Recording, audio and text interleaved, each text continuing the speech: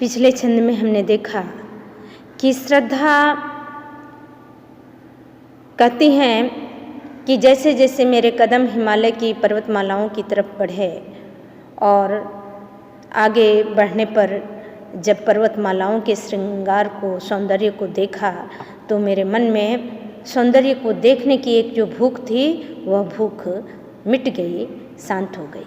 और आगे वो कहती हैं कि इसी क्रम में जैसे मैं आगे बढ़ती गई तो मुझे बलि का अन्न दिखाई दिया, अर्थात प्राणियों के कल्याण में गृहस्थ जो अन्न दान स्वरूप इधर उधर डाल देते हैं वह अन्न मुझे दिखाई दिया। तो मेरे मन में ये अनुमान हुआ कि अभी कोई न कोई सजीव व्यक्ति है, अर्थात कोई चैतन्य प्राणी है जो प्राणियों के हित में लगा हुआ है। और इसी क्रम में श्रद्धा आगे पूछती हैं मनु से, तपस्वी क्यों हो इतने क्लांत, वेदना का यह कैसा वेग, आह तुम कितने अधिक हताश, बताओ यह कैसा उद्वेग।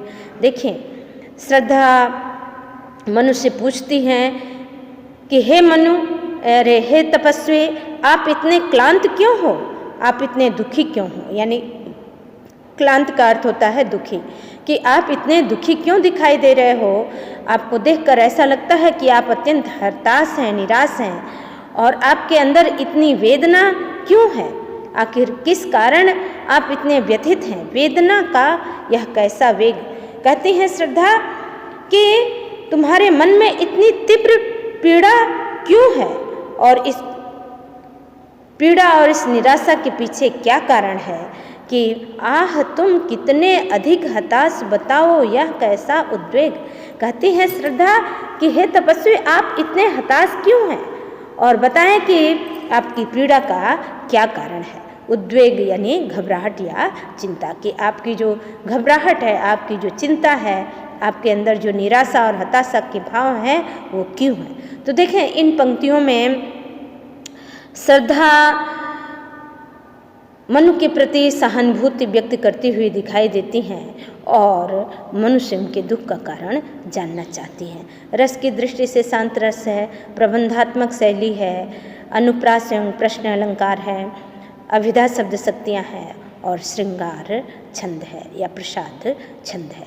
और अब इसी क्रम में हम आगे देखेंगे, आगे के दो छंदों को और देखेंगे इसी क्रम में।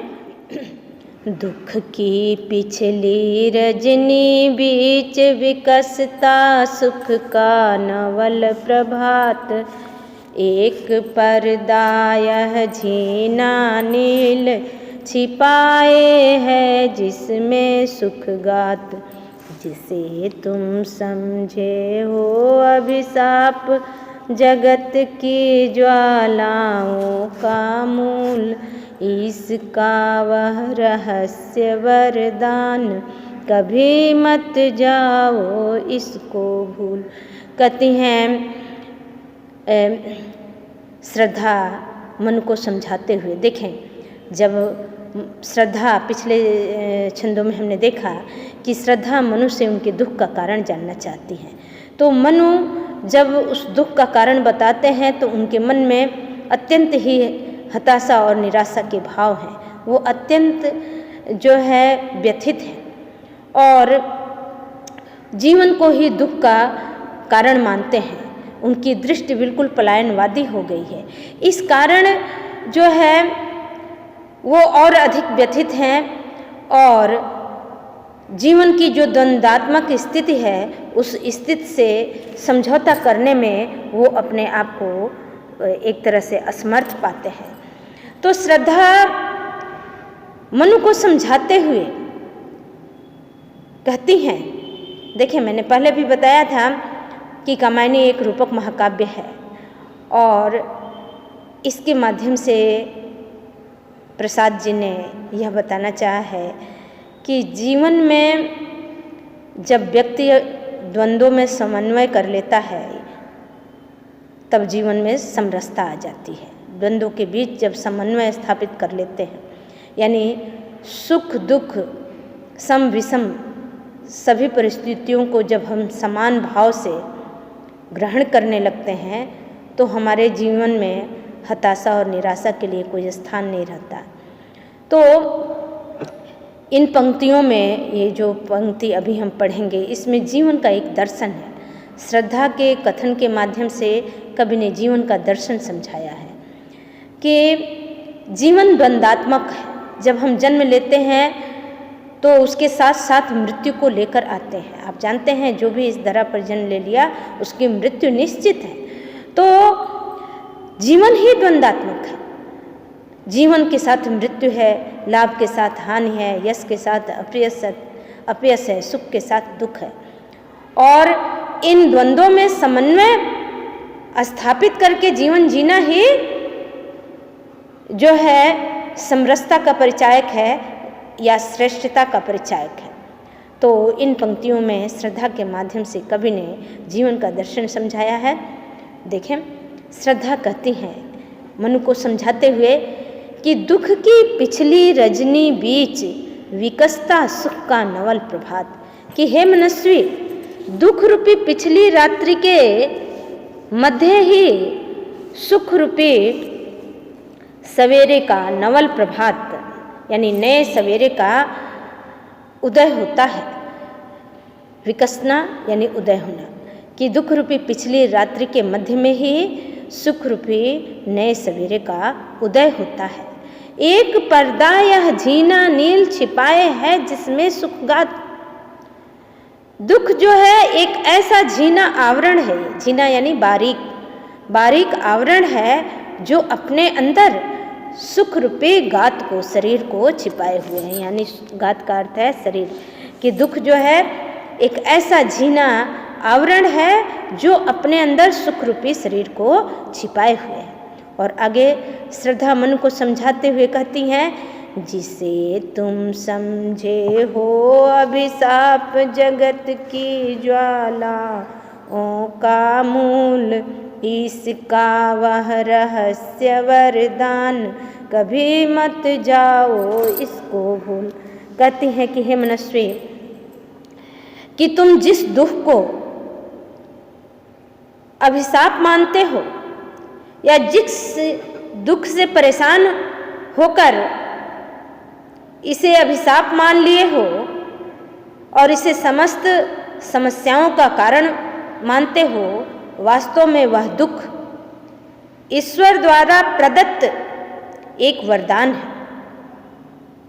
कि जीवन की जो विषम परिस्थितियां होती हैं वो व्यक्ति को परिष्कृत करती हैं, परिमार्जित करती हैं।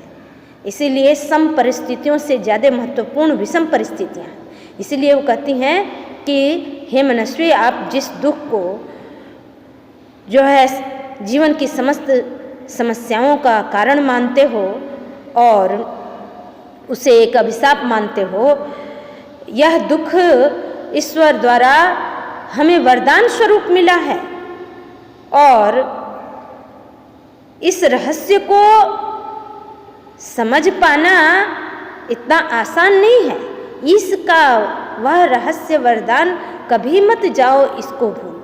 कहती हैं श्रद्धा कि हे मनस्वी, यह न भूलो कि यह ईश्वर द्वारा प्रदत्त हमें एक रहस्यमयी वरदान मिला है और इसे समझना इतना आसान नहीं है। इसलिए तुम इन दुखों से घबराओ नहीं, बल्कि इन दुखों में ही सुख की तलाश करो और ईश्वर द्वारा दिए हुए इस रहस्यमयी वरदान को समझो। कहना चाहती हैं श्रद्धा कि सुख और दुख जीवन के अभिन्न अंग हैं। दुख है तभी हम सुख के महत्व को समझ पाते हैं। तो और ये जीवन का शाश्वत नियम है। जीवन में द्वंद्व शाश्वत है और वो हमेशा ही बने रहेंगे। तो रस की दृष्टि से शांत रस है, छंद श्रृंगार छंद या प्रसाद छंद है, प्रबंधात्मक शैली है। पूरे छंद में रूपक अलंकार है, उपमा है, यानी जिसे तुम दुख की पिछली रजनी बीच यानी दुख रूपी रात्रि के बीच सुख रूपी सवेरा उदित होता है। तो यहाँ पर रूपक अलंकार है, तो रूपक भी है, उपमा भी है और अनुप्रास भी है, लक्षणा शब्द शक्तियाँ हैं। देखिए, मानव जीवन में दुख और सुख कैसे है, जैसे किसी गाड़ी का जो पहिया है तो पहियों के अरों की तरह से है। जैसे पहिए का जो अरा होता है, जो अरे का जो भाग एकदम ज़मीन पर है तो उस पर ज़्यादा भार है, दबाव है, वो दुख की स्थिति में है। और जो किनारे किनारे को हैं वो बिल्कुल स्वतंत्र है, या जो ऊपर को है वो भी स्वतंत्र है, उस पर कोई भार नहीं, कोई दबाव नहीं। लेकिन ये निश्चित है कि जो भाग अभी ज़मीन पर है वो भी कभी किनारे को जाएगा, और जो बिल्कुल स्वतंत्र स्थिति में है, सुखद स्थिति में है, जिस पर कोई भार नहीं है, वो भी एक समय ऐसा आएगा जो ज़मीन पर होगा। तो उसी तरह से मानव जीवन में सुख और दुख है जो निरंतर लगे रहते हैं, और मानव को चाहिए कि इन द्वंद्वों के बीच सामंजस्य स्थापित करें। तो देखें, इससे प्रश्न भी बन सकते हैं कि श्रद्धा ने दुख को झीना आवरण क्यों कहा है, या दुख की पिछली रजनी बीच विकसता सुख का नवल प्रभात, इस पंक्ति का भाव लिखिए। तो जैसा कि मैंने बताया है इसमें, वैसा ही आप भाव जो है लिखेंगे।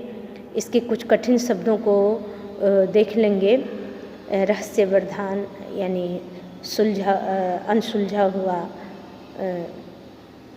कोई जो बात हो, अनसुलझा हुआ, उसे रहस्यमयी वरदान कहते हैं, या अनसुलझा हुआ वरदान। दूसरा, जैसे एक शब्द है जगत, जगत यानी संसार। इसी तरह से रजनी यानी रात्रि, विकसता यानी निकलता है, उदित होता है। नवल प्रभात यानी नया सवेरा। और जैसे इसी में प्रभात शब्द का अर्थ पूछ दे, प्रभात यानी प्रातःकाल, या प्रभात शब्द की पर्यायवाची पूछ दे तो यानी सुबह, सवेरा, प्रातःकाल, ये प्रभात काल के पर्यायवाची हैं। अब इसके आगे के छंद को हम, पिछले छंद में हमने देखा कि श्रद्धा मन को जीवन का दर्शन समझाती। वो कहती हैं कि सुख रूपी रात्रि के मध्य में ही दुख रूपी सवेरे का उदय होता है। इसलिए दुख से मनुष्य को घबराना नहीं चाहिए, और दुख ईश्वर द्वारा प्रदत्त मनुष्य के लिए एक रहस्यमयी वरदान है, इसे हमें भूलना नहीं चाहिए।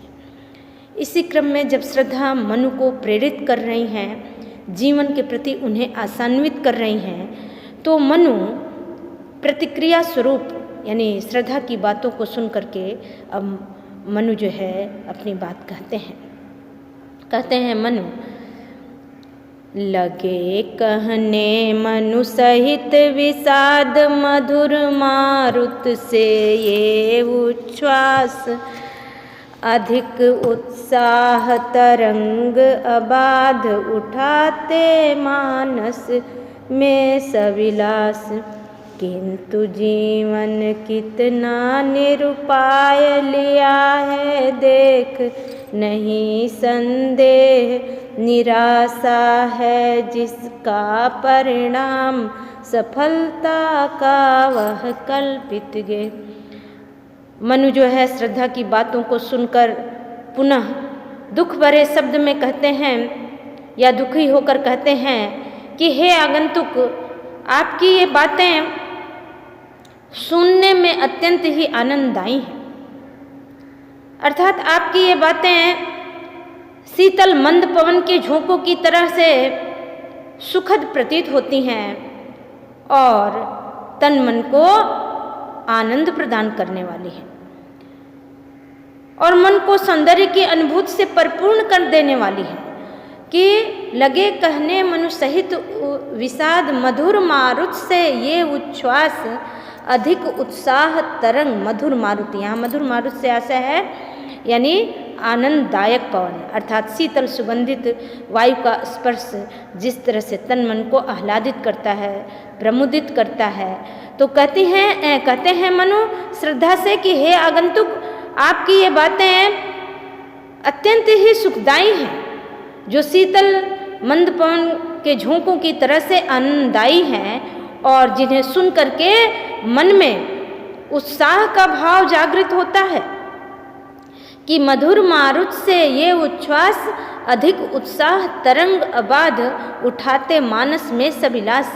कि आपकी इन बातों को सुन करके मन में जो है निरंतर उत्साह की तरंगे हिलोरें लेने लगती हैं कि आपकी बातों को सुन करके मन में आशा के भाव भी जागृत होते हैं, मन में जीवन के प्रति सकारात्मक भाव भी उत्पन्न होते हैं और आपकी इन बातों को सुन करके मन जो है सौंदर्य की अनुभूति से परिपूर्ण हो जाता है। लेकिन यह जीवन कितना निरुपाय है, इस जीवन की वास्तविकता को, इसके रहस्य को मैंने देख लिया है, किंतु जीवन कितना निरुपाय लिया है देख नहीं संदेह। देखें मनु कहना क्या चाहते हैं कि मैंने भी जीवन के विविध रूपों को देखा है।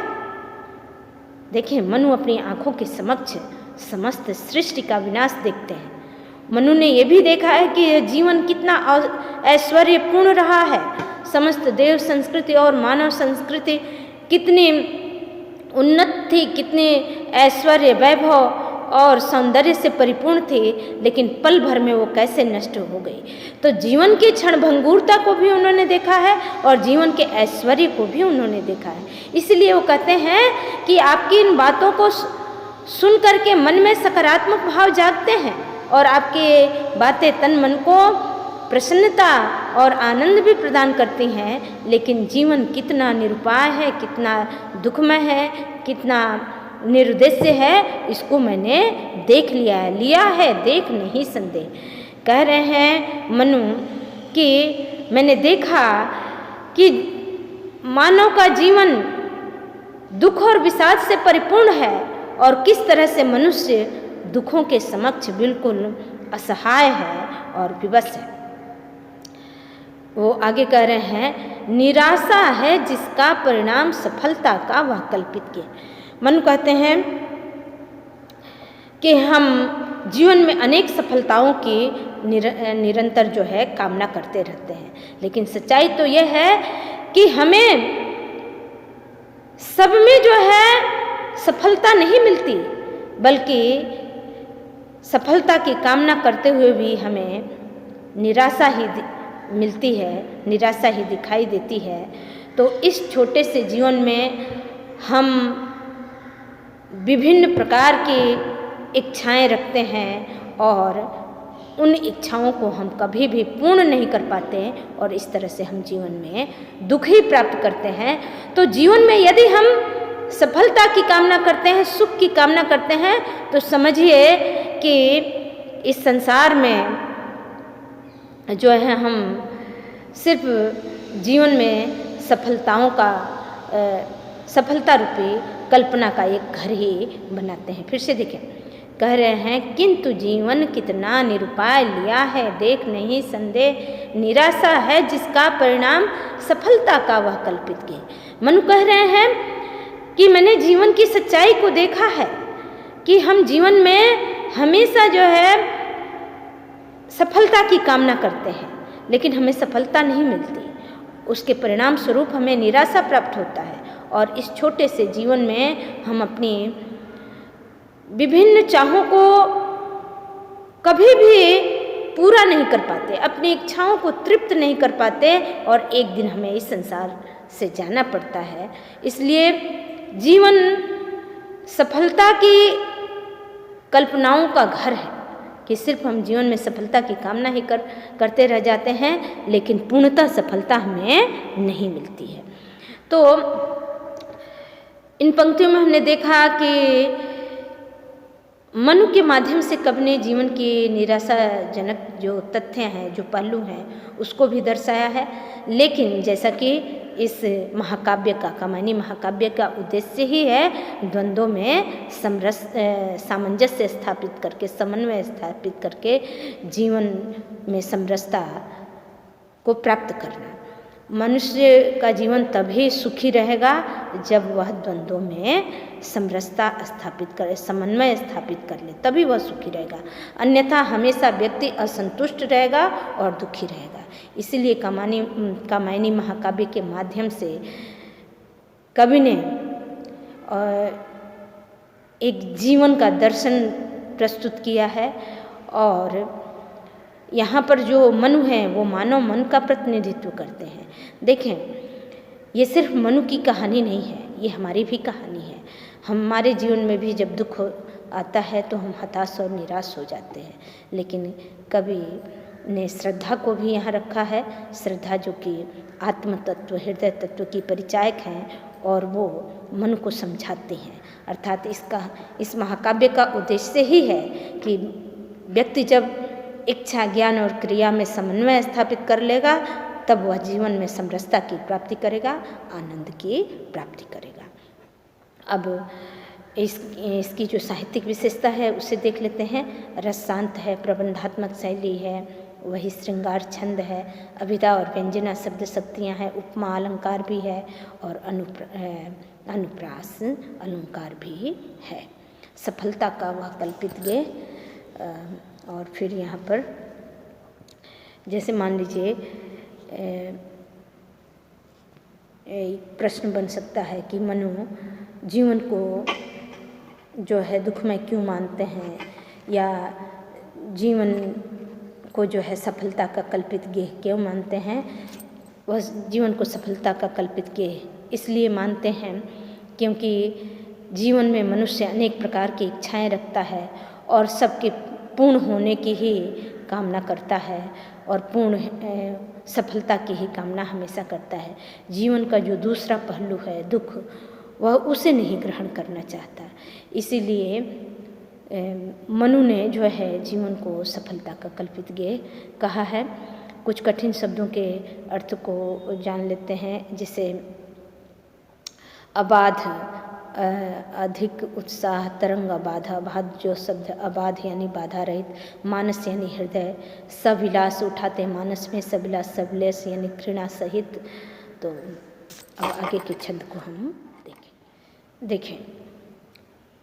मनु जब श्रद्धा से बातें करते हैं तो उनके मन का निराशा और हताशा का भाव दिखाई देता है और उन्हें इस तरह से हताश देख करके श्रद्धा उन्हें फिर से जीवन के प्रति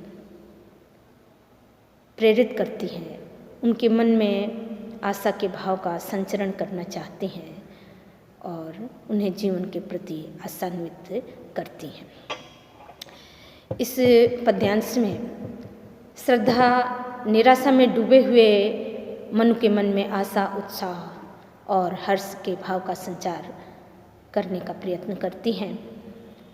कहती हैं श्रद्धा, कहा आगंतुक ने सस्नेह, अरे तुम इतने हुए अधीर, हार बैठे जीवन का दांव, जीतते मर कर जिसको वीर। तप नहीं केवल जीवन सत्य, करुण या क्षणिक दीन अवसाद, तरल आकांक्षा से है भरा, सो रहा आशा का आह्लाद।